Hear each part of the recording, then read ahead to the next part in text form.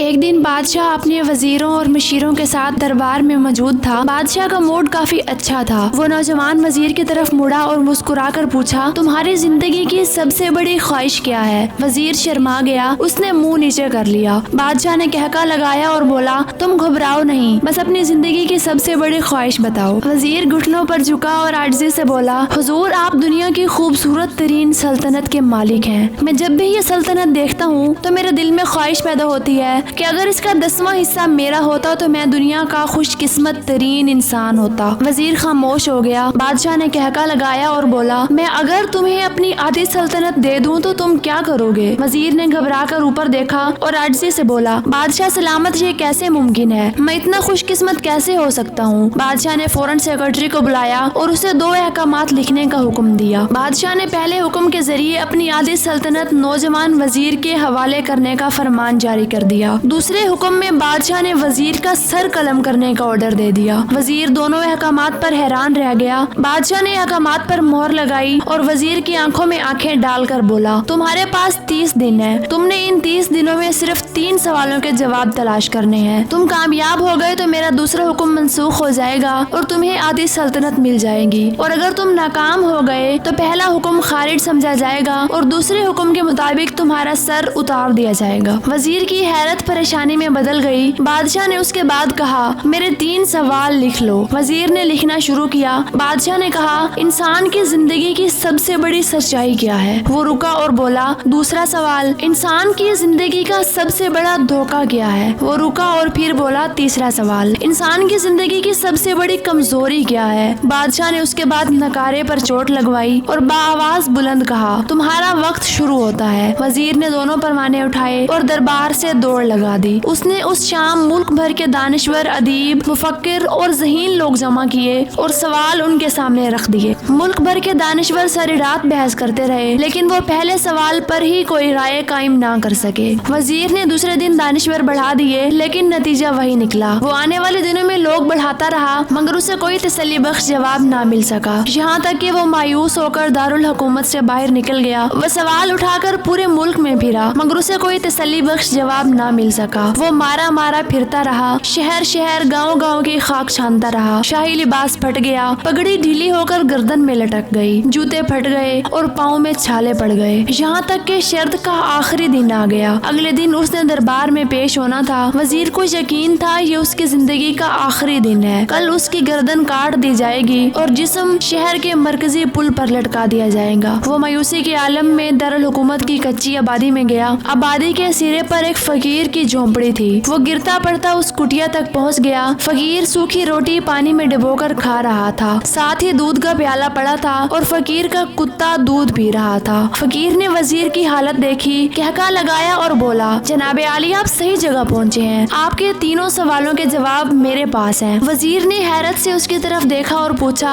آپ نے کیسے اندازہ لگا لیا میں کون ہوں اور میرا مسئلہ کیا ہے؟ فقیر نے سوکھی روٹی کے ٹکڑے چھابے میں رکھے، مسکرایا، اپنا بوریا اٹھایا اور وزیر سے کہا، یہ دیکھیے، آپ کو بات سمجھ آ جائے گی۔ وزیر نے جھک کر دیکھا، بوریے کے نیچے شاہی لباس تھا۔ یہ وہ لباس تھا جو بادشاہ اپنے قریب ترین وزراء کو عنایت کرتا تھا۔ فقیر نے کہا، جناب عالی، میں بھی اس سلطنت کا وزیر ہوتا تھا۔ میں نے بھی ایک بار آپ کی طرح بادشاہ سے شرط لگانے کی غلطی کر لی تھی، نتیجہ اب آپ خود دیکھ لیجئے۔ فقیر نے اس کے بعد سوکھی روٹی کا ٹکڑا اٹھایا اور دوبارہ پانی میں ڈبو کر کھانے لگا۔ وزیر نے دکھی دل سے پوچھا، کیا آپ بھی جواب تلاش نہیں کر سکے تھے؟ فقیر نے کہکا لگایا اور جواب دیا، میرا کیس آپ سے مختلف تھا، میں نے جواب ڈھونڈ لیے تھے۔ میں نے بادشاہ کو جواب بتائے، آدھی سلطنت کا پروانہ پھاڑا، بادشاہ کو سلام کیا اور اس کٹیا میں آ کر بیٹھ گیا۔ میں اور میرا کتا دونوں مطمئن زندگی گزار رہے ہیں۔ وزیر کی حیرت بڑھ گئی، لیکن یہ سابق وزیر کی حماقت کے تجزیے کا وقت نہیں تھا، جواب معلوم کرنے کی گھڑی تھی۔ چنانچہ وزیر فریادی بن گیا اور اس نے فقیر سے پوچھا، کیا آپ مجھے سوالوں کے جواب دے سکتے ہیں؟ فقیر نے ہاں میں گردن ہلا کر جواب دیا، میں پہلے 2 سوالوں کا جواب مفت دوں گا، لیکن تیسرے جواب کے لیے تمہیں قیمت ادا کرنا ہوگی۔ وزیر کے پاس شرط ماننے کے سوا کوئی آپشن نہیں تھا، اس نے فوراً ہاں میں گردن ہلا دی۔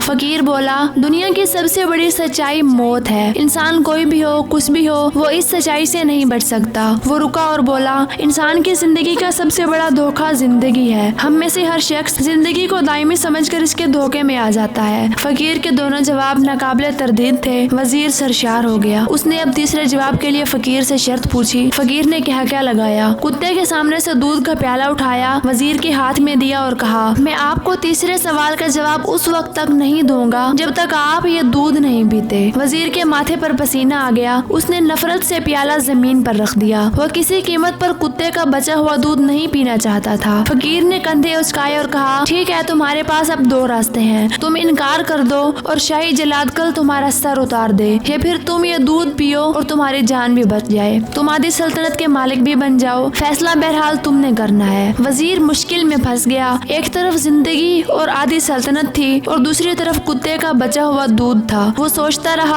रहा यहाँ तक कि जान और माल जीत गया और इज्जत नफ्स हार गई। वजीर ने प्याला उठाया और एक ही सांस में दूध पी गया। फकीर ने कहका लगाया और बोला, मेरे बच्चे, इंसान की सबसे बड़ी कमजोरी गर्ज होती है। ये उसे कुत्ते का बचा हुआ दूध तक पीने पर मजबूर कर देती है, और ये वो सच है जिसने मुझे सल्तनत का परवाना फाड़कर इस कुटिया में बैठने पर मजबूर कर दिया था। मैं जान गया था कि मैं जो जिंदगी के धोखे में आऊंगा और मौत को जितना फरामोश करता रहूंगा, मैं उतना ही गर्ज की दलदल में धंसता जाऊंगा, और मुझे रोज इस दलदल में सांस लेने के लिए गर्ज का गलीज दूध पीना पड़ेगा। लिहाजा मेरा मशवरा है, जिंदगी की इन तीनों हकीकतों को जान लो, तुम्हारी जिंदगी अच्छी गुजरेगी। वजीर शर्मिंदगी और खुद तरसी का तोहफा लेकर फकीर की कुटिया से निकला और महल की तरफ चल पड़ा। और जो महल के करीब पहुंच रहा था, उसके एहसास शर्मिंदगी में इजाफा हो रहा था। उसके अंदर जिल्लत का एहसास बढ़ रहा था। वो इस एहसास के साथ महल के दरवाजे पर पहुंचा। उसके सीने में खौफनाक दर्द उठा। वो घोड़े से गिरा, लंबी हिचकी ली और उसकी रूह परवाज कर गई। दोस्तों, हमें किसी दिन किसी ठंडी जगह पर बैठकर जिंदगी के इन बुनियादी सवालों पर जरूर गौर करना चाहिए। हमें ये सोचना चाहिए, हम लोग कहीं जिंदगी के धोखे में आकर गर्ज के पीछे तो नहीं भाग रहे। हम लोग कहीं मौत को फरामोश तो नहीं कर बैठे। हम कहीं इस कहानी के वजीर तो नहीं बन गए। मुझे यकीन है, हम लोगों ने जिस दिन ये सोच लिया, उस दिन हम गर्ज के इन गलीज प्यालों से बालातर हो जाएंगे। उम्मीद है आपको आज की ये वीडियो पसंद आई होगी। अगर वीडियो पसंद आई है तो वीडियो को लाइक करें, और चैनल को सब्सक्राइब नहीं किया तो चैनल को भी सब्सक्राइब करें। शुक्रिया।